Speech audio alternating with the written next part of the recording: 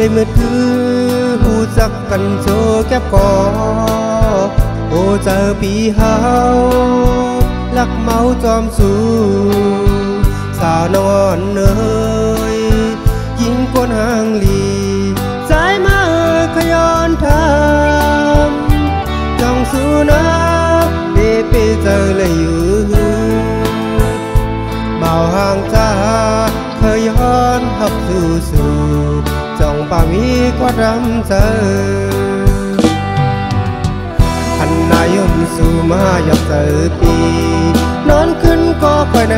ฝันสัตว์ปานอนปีก็หักอ่ำหอนตอนมีบ่นางเตเตเจออยู่ไหนจากหักสายอ่านไว้ปุ่นน้องก็เลี้ยวอ่ำถึกเสตะกอโหเจอสายตื่นหันเจออยู่นาง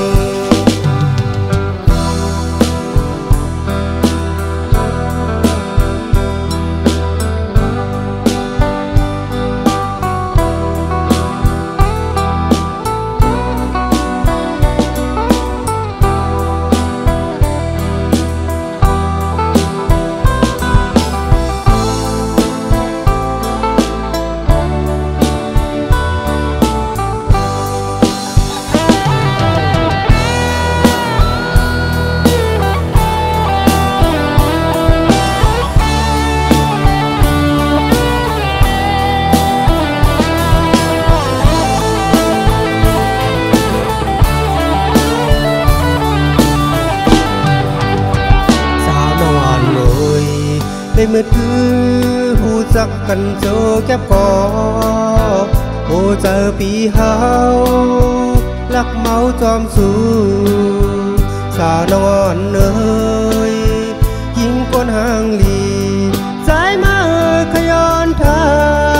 ำจ้องสู้นักเดไปเจอเลยอยู่เบาห่างจ้าเคยย้อนหับสู่จ้องป่ามีกว่าดำเจออันนายมสู่มาอยากเจอปีนอนขึ้นก็